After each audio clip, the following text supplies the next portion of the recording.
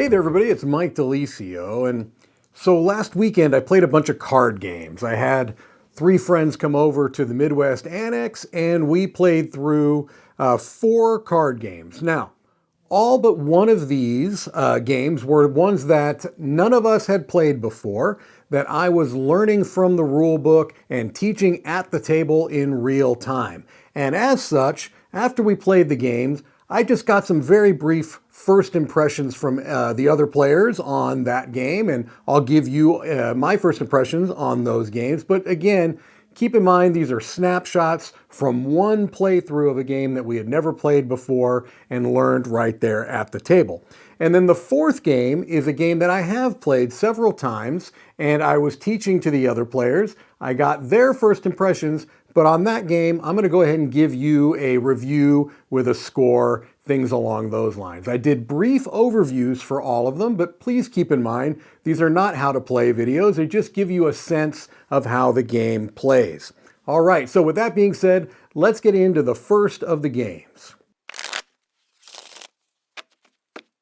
First up, we have Golpher, a trick-taking game with a golf theme. Not sure I've seen many of those. Not sure I've seen any of those until now.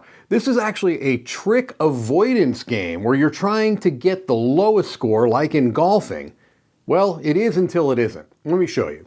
Golpher is a golf-themed trick-taking game where players are going to be playing over 3 rounds, and with the exception of the first round, which has a predetermined course, players are going to be building the course that they're going to be playing on. And so let's say this is a 4-player game. Each player would get 12 cards. 2 cards would be undealt. One of them will be flipped over and become the tee box. This is now the tee box, and that is the hole. This whole card could be placed anywhere within the boundary of the lines that are created by these 3 cards here. So all the cards have to be played within this boundary, all right? And so at the beginning of a round, to set up the course, every player is going to look at their hand of 12 cards, and they're going to be choosing 3 of these 12 cards that they're going to be placing one at a time on this player area to create a hole, and then they'll be keeping the other 9. So let me show you how this might look after everyone has played 3 of their cards to set up the course. Okay, so here's how a course might look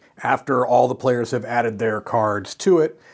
Just as a reminder, in the first round there is a set course depending upon the player count, but I thought it'd be more interesting to show you kind of what happens in the second and the third rounds. All right, so here's the tee card. You'd put the ball in the center of the tee card, and then whoever is the lead player is going to aim this ruler, all right? And so they'll put the ball in the center of the ruler, and they're going to aim this in such a way that there's a couple of things that are true. Number one is that they're going to be doing it in such a way that the ball is progressing towards the hole.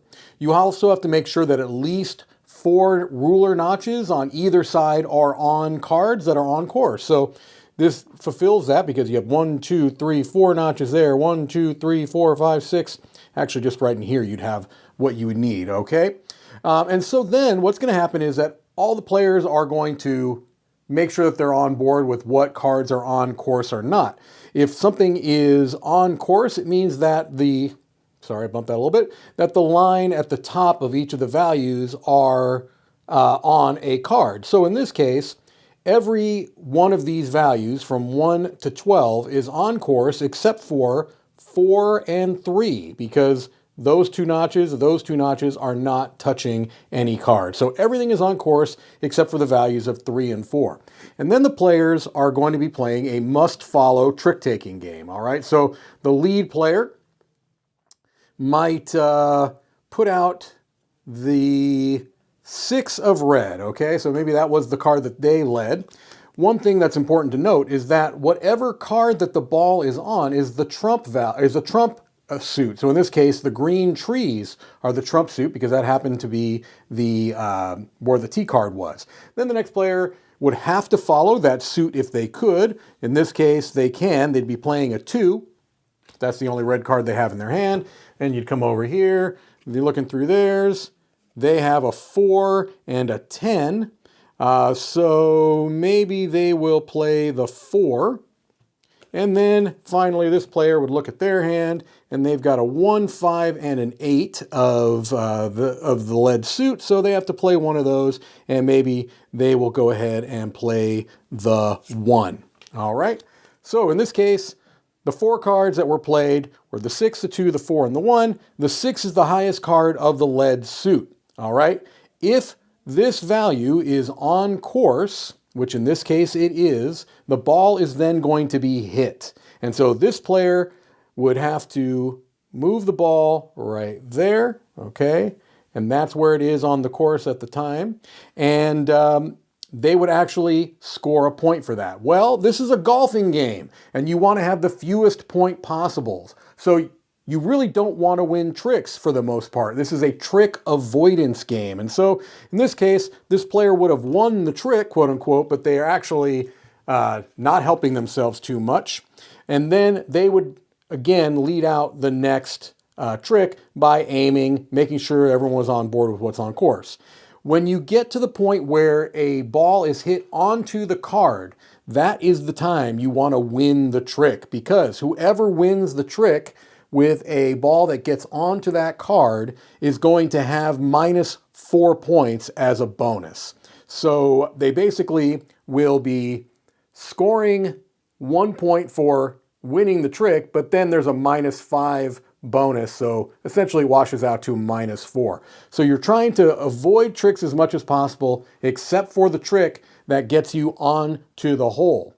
You're going to be playing through 3 rounds of this, and whoever has the lowest score at the end is the winner.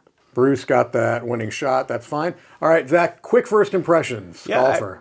I really liked it. I thought it was a little fiddly. Cards are going to get pushed around. You just got to have to be cool with that. But it's an interesting theme, something I've never seen in a trick-taking game. Beautiful. Bruce? Yeah, it was good. It was good. I agree it was a little fiddly, but I like the theme. It's weird and unique, and I like that. And as long as you're okay with imperfection as far as accuracy, it's a good game. All right. Yeah, I really enjoyed this one. Adding the sort of spatial element to a trick-taking game, I thought was really cool, the way this works, and the fact that we, as the players, get to set up the course after the first round was a lot of fun. All right, so my first impressions for Golpher is that you have to know what type of game it is going in, and you should probably, if you're presenting it to new players, make sure that they're comfortable with a little bit of messiness in their games, because this is a game where there's a big spatial element. You know, you're building out that course as you saw, and yes, you can bump cards around a little bit, and things are not going to, you know, it may be a little bit tricky to figure out if something is on or off course. As long as you have everyone kind of agree one way or the other, it's all fine. But honestly, none of that is really that important when you take the innovation of this into account.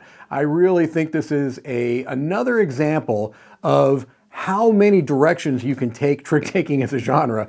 No one would have probably ever thought of this before, and the fact that someone did and made it work is truly impressive in its own right. So pretty impressed with my first play of Golpher. Next up is Onstage, a game from Vietnam that has just been announced as the newest Dice Tower Essential. I'm not looking at it through that lens, to be clear with you again. This was just a first impression of the game. Just let me give you an overview on how it plays and give you some first impressions. Onstage is a trick-taking game where players aim to get the most points to win. And the points in this game are represented by the little golden blossoms that are on the player pieces. They're also on cards. And so in this case, you can say that this piece is worth 3 points because it has 3 golden blossoms. They range from 1 to 3. At the beginning of each hand, whatever the frontmost performer is going to be placed on the stage. You'll be figuring out at that point which suit, if any, is trump. Well, in this case, there's only one color up there. It has a strength of 2, so it is the trump. If there was a situation like this, where green had been the trump, you bring the blue up here, well now they both have the same value, they would slide out of the spotlight, neither one of them would be trump. But that's not the case here. At the beginning, this one would come up, now blue is trump. The lead player will look at their hand, and they can play any card that they want from their hand. They know that blue is trump. They only have one blue, and that means that a lot of other players have blue, so they're not going to even try to worry about trump right now. Let's say that they go ahead and play this black 6, okay? Now, this is what's called a must-follow trick-taking game, so every other player, clockwise, is going to have to play a card of the lead suit, black in this case, if they have one. If they don't have one, then they can either choose to play a trump, or they can just play an off-suit card. All right, so looking at this next player in clockwise order, they look at their hand. They've got the highest black card in the game, a black 9, so they'll go ahead and they'll play that. All right? Certain cards have abilities on them, okay? And so in this case, this player has the 4 and 5 of black, so they have to play black. They may go ahead and choose to play this black 4, because what it does is it removes one performer from on stage and puts them at the back of the line. Well, right now there is only one performer. That puts this to the back of the stage, the line, and now there is no trump. All right?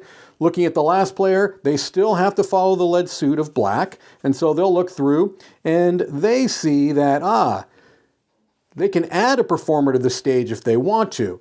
So if they did something like this and played out this 1 and then added the one of the black performers to the stage, like that, it wouldn't be a very smart move for them, because the winner of the trick would be the highest number, which in this case would be this player, and then since they have won that trick and there is a performer of the matching color on stage, they would claim that. So likely they wouldn't have made that move, but just so I can show you kind of how these powers work, you can see how that is. So when you win a trick, you are going to choose a performer on stage of the matching color.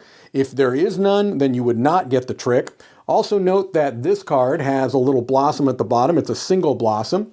And so that means, let's say there were 2 different performers of the same suit that was 1, they would have to, if they won with this 9 card, they'd have to choose the one with 1 point rather than the one with 3 points. The other power that's in the game is a swap ability, all right? And so if you play a card with this swap ability, it lets you take one player that's on the stage and trade them out with another player in the line, swapping their positions. That's the essential idea behind the game. You're going to play through the rounds, and whoever has the most points at the end is going to win. One other quick point I wanted to add is that if you play off suit, meaning that you don't have a card of the lead suit and you don't have a trump card you want to play, you could play any color you want, and then what you can do if you choose is to take a performer of that color and move it to the front of the line. So maybe they would go ahead and move this blue character to the front of the line. All right, we just finished on stage. David, quick thoughts. I really enjoyed this one. It seemed a little bit crunchier than the other game, the Golpher, but the reorganizing of the dancers and using the cards to move them on stage, off stage to determine trump was a lot of fun. I actually really liked that aspect of it. All right. Pass the mic over to Bruce. Bruce. Hi. I really liked the powers.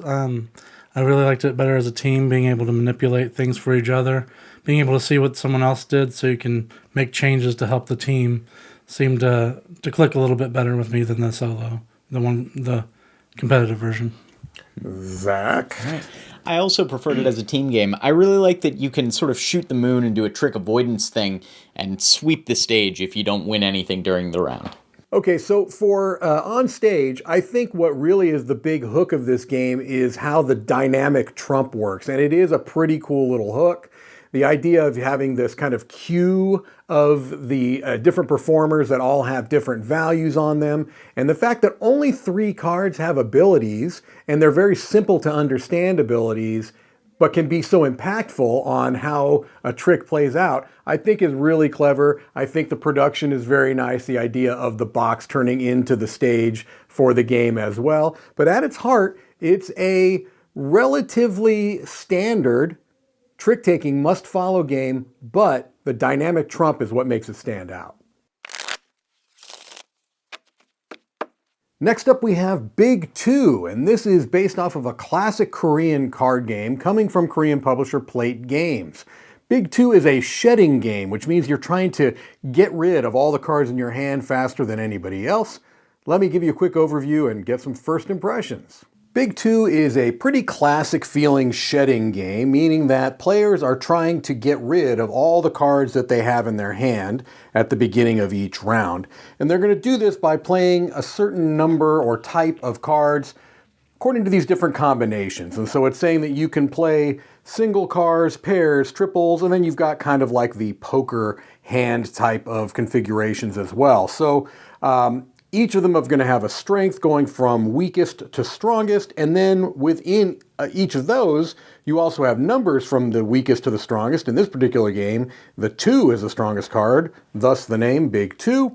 And then there's colors for tiebreakers from weakest to strongest. And so on your turn, if you're starting it out, you're going to look at your hand of cards, and you're going to choose to play some type of combination. And it could depend on any number of things, of course, but let's say, for example, I see I've got a lot of purples here. I want to go ahead and play a flush. All right, so I play my 5 purple cards, okay? And so in this case, I'd be playing a pretty strong flush because the highest card in the flush is a 2, which is the strongest card in the game, and the highest color is purple. So this is a flush with a purple 2 as the highest card. And so in clockwise order, players would have a chance to either play a stronger combination, it has to be a 5-card combination, or pass. Well, they would have options. Any full house is going to beat that flush. Any 4 of a kind plus any other card would beat it,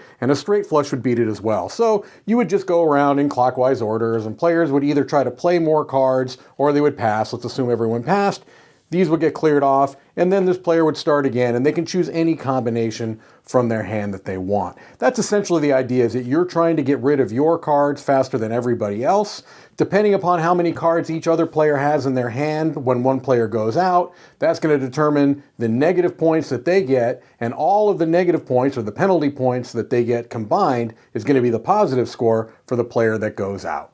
It was a pretty unremarkable standard deck card game, but it was enjoyable enough.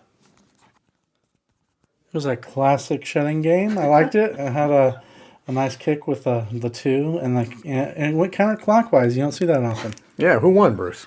I did. Mm-hmm. Yeah, kind of like Zach said, it was a pretty standard little card game, but fun. I enjoyed it. Okay, so my first impression of Big Two is that it's a very, very basic shedding game. There's not a lot here that I have not seen before. I suppose the 2 being the strongest card is maybe a cool hook, and there are other variants you can add, but just the basic addition of Big Two is fine, but it doesn't really do anything I haven't seen other games do, so it wouldn't necessarily be the first one I would pick up.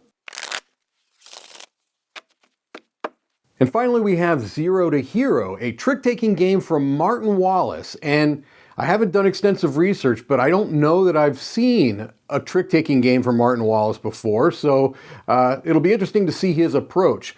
For this one, I got first impressions from all the other players, but I've played it a number of times, and so I'm going to go ahead and give you my full review of it after the overview. Let's take a look. Okay, here we see the components for Zero to Hero and a partial setup for a 4-player game. You've got some point tokens here that every player starts with 5 points at the beginning of the game. You've got the tiles, which think of them as cards if this was a card game. They've got suits. There are 4 different suits, and they have values that go from 1 to 13, with the number 2 in each suit being a special tile that we'll talk about. You've got some point chips here, which at the beginning of a hand, or you might think of it as a round, you're going to take 7 of the 12 randomly, put them in the center, and then you're going to flip them face up so that you're going to be having point chips that you're going to be playing towards for each trick in this hand. And so there will be 7 for each. I'll discuss how that works in a moment. You've got a Zero to Hero marker, which is the kind of the shoot the moon mechanic that's in the game. And then you've got the active player token, and also this will keep track of the rounds as you progress. It will end at the end of 4 rounds. The game will end after 4 rounds unless someone is able to pull off the Zero to Hero gambit, and that's kind of a shoot the moon thing that I'll talk about in a moment. Also, just to be clear, you would not have these face up on the table. because obviously you don't want people to know what you have, but for the purposes of this overview, I'll have them this way. But do keep in mind that even with the closed information where the number is not facing every other player, the suit will. So everybody should know how many you have of each suit at any given time. All right, so let's assume that this player here is the active starting player, and what they can do is play any of their tiles to the table. What they probably are going to be thinking about is that in this case, with this scoring tile, this means that whoever is in first place at the end of this trick is going to get 2 points. Whoever's in second place is going to get 1. As you can see, there are some tiles on the table here that will give you negative points, and you do not want those. All right, so let's say for this particular round, they look and they see they've got a bunch of blacks. The other players, 2 of them have 1 black and 1 player has none at all. So they want to win this one, and based upon how this works, you're going to see why they may not play out a black. So maybe they play out this dark blue 10. Now, clockwise order, everyone else is going to play a tile to the table. Unlike many trick-taking games, you do not have to follow the lead suit. You can always play any tile that you want to the table. So they see this 10, they've got a 9 here. That's a pretty high number, but there's also 11, 12s, and 13s out there. So instead what they do is they decide to lead out with their 13 of the light blue. Coming over here, this player, they have a couple of things they can think about, because the way that this is going to work is that at the end, after everyone has played one of their tiles, you're going to look at the suit that has the highest combined value total, and whoever has the highest chip in that suit will be first place. In this case, we get 2 points. Second place would get 1. So they look at things right now, and they see that they've got the 12 of the light blue. If they play that, they're almost guaranteed to get 1 point at least. So maybe they take the safe route, they play that out. This player looks at their tiles, they see that, look, there's no way I'm going to get second place there. This is likely going to be the suit that is the one that's in consideration. So maybe they're just going to dump out a low value tile like this. Okay, so in this case, you look, the total here is 15, the total here is 25. This is the suit that's going to be considered. The highest point value is this player. They're going to get the 2 points. This player, second place, they're going to get 1 point. These all get discarded. This gets flipped over, and now this is the active scoring tile, and this is the active player, and they would lead out. That's the general flow of how things are going to go. However, there are a couple of interesting kind of little twists to this. If you have a 2 in a particular color, and you're the only person to play a 2 in that, if you're the only player to play a 2 in that suit, if no other of that suit is played, you'll win the trick automatically. Well, it's tough to pull off as an opening move. Maybe they put that out there. This player sees it and goes, no, I don't think so. They do this. This player looks at it and goes, okay, well, I could jump in there and get second place maybe. This player is out of it. They think they're just going to do this. And so in this case, well, this player wouldn't have done that actually, because that's what they don't want. But you get the general idea. If this had been the only one played of that color, if this player instead played this player had played this is the only token of that suit, so they win with the 2. That just gives you an idea on how the 2s work. You're going to play through all of the score tokens until you get to the end. Then you're going to clear everything, randomize, get 7 new tiles. It'll be the second hand of 4, and you would continue on. The way the 0 to hero works is like this. If at the beginning of any hand, meaning at the beginning of one of the 4 rounds, you start with 0 points. So let's say at the beginning of the second round, you'd lost all 5 of your points. Then you would take this 0 marker and put it in front of you. If during that next hand, you can score 5 points exactly, you immediately become the hero and the game ends right there. It's an instant win condition.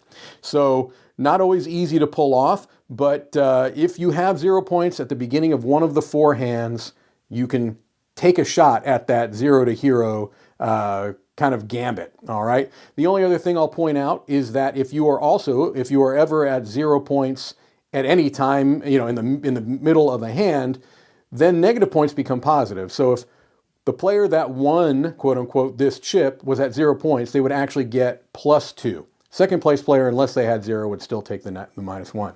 All right, that's the general idea of Zero to Hero. Just finished Zero to Hero. Bruce, quick thoughts. Yeah, it was really good. It could have been cards, but they chose blocks, and that was fun, a fun choice. The fact that you're not always trying to win and trying to navigate where exactly you end up in the quote-unquote trick was a really interesting touch. David? Yeah, I thought that the knowledge of essentially the suits that everyone has on every hand was made for some really interesting choices. And the Zero to Hero comeback mechanic ended up being a lot of fun. Especially for you. For me, personally. I really like the tactility of the blocks, and I like that it's a Martin Wallace game. I like to see a designer stepping outside of their niche. Okay, so as I said from the beginning, I don't know that I've seen a Martin Wallace trick-taking game before. It's certainly possible there's one out there. He has a very extensive ludography. I have not played all of his games. But of the ones that I've played, I would say with Martin Wallace, he's like a 60-40, 55-45 hit or miss designer for me. Some of his games I absolutely love. Others I really, really dislike. So I wasn't sure how to come into this one. I came in with an open mind, and I was very intrigued to see what a designer like Martin Wallace would do in the trick-taking genre. And it is odd, right? It has some of the familiar trappings of trick-taking games, but in almost every possibility to do something a little bit off, a little bit weird, he takes that opportunity. So, for example, well, first of all, there's some production choices. This very much could have been a card game. It is essentially a card game, but instead, we're playing with these chunky wooden pieces, okay? And so that is fun on a kind of a tactile level, and it kind of adds to the feeling of playing it at the table. And there's pros and cons. The pros are that they are very, very nice components. I'm very happy with the quality of the pieces that are in the box, but it is going to be raising the price for it. It's making it more of kind of like an heirloom type of a trick-taking game, where a lot of trick-taking games are just small deck of cards, essentially. You grab them off the shelf and get out and start playing. So this one's got a little bit more going on. You're paying a bit extra. The box is slightly larger, although it's still not an outrageous sized box. But if you're going to go deluxe, then I think they did it well here. I think they handled the production quite well, with one exception. So I do want to talk about that briefly. Most of the colors are very easily distinguishable in this game, and it's kind of, well, not kind of, it's very important to be able to distinguish the colors of suits amongst the other players, because one of the cool hooks to this game is that when you're looking at other players' tiles on the table, you're going to know what suit they have. You're not going to know what number they have until they reveal it. That being said, two of the colors are a bit too close for comfort for me, the light blue and the darker blue. I don't know why they went with two shades of blue. The black and the orange kind of coral color, those really pop, super easy to distinguish. If they had kept one of these blue shades and then gone with something completely different for the last suit, I think that would have been a better play. Under certain lighting, it can be a little bit tough to tell. And, I've gotten to the point where when I'm setting up my tiles, I will try to do it so that my blues are on opposite ends, separated by other colors. Just, I think the spirit of the game is such that other players should clearly know what suits you have remaining. But that small little wrinkle aside, the production is very, very good.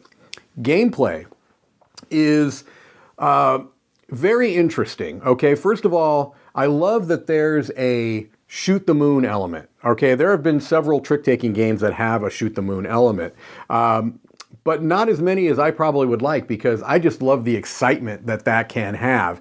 And the fact that it can happen, and it did happen actually in that game that we played where they gave their first impressions, is really cool. I don't think it's something that is going to happen often.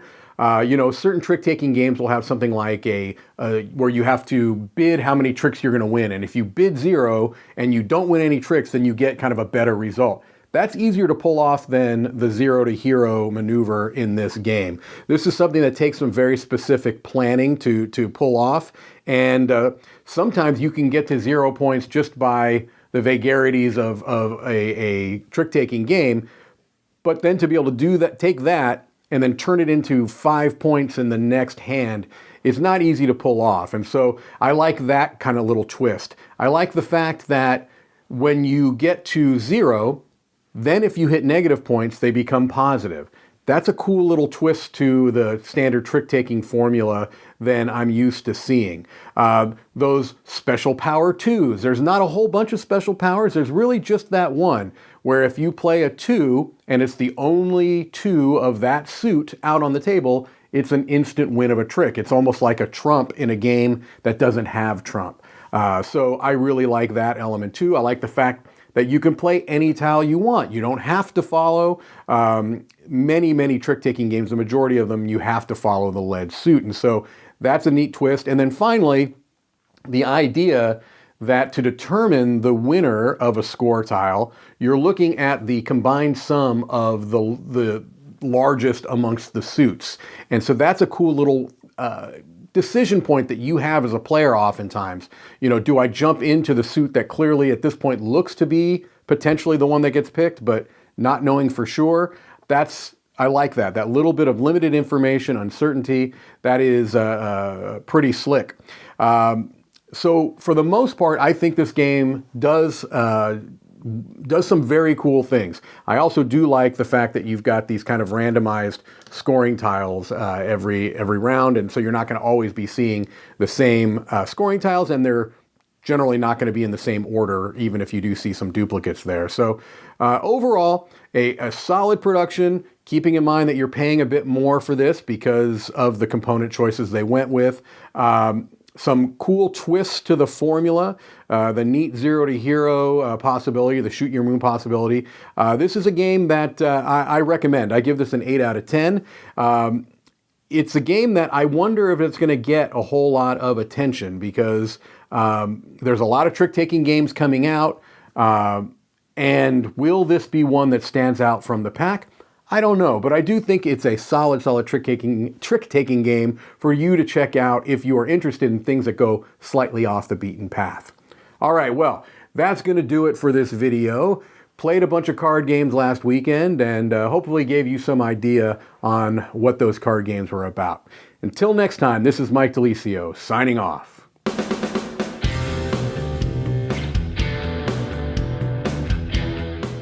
Hey folks, thanks for watching another one of our videos. If you like our videos, if you like our channel, you would love to game with us at one of our conventions. Check out Dice Tower Cruise, Dice Tower East, and Dice Tower West. Fantastic conventions where we play games with wonderful people, a humongous library, and lots of other events and stuff. Also, don't forget to check out our channel, like and subscribe. I'm Tom Bassel.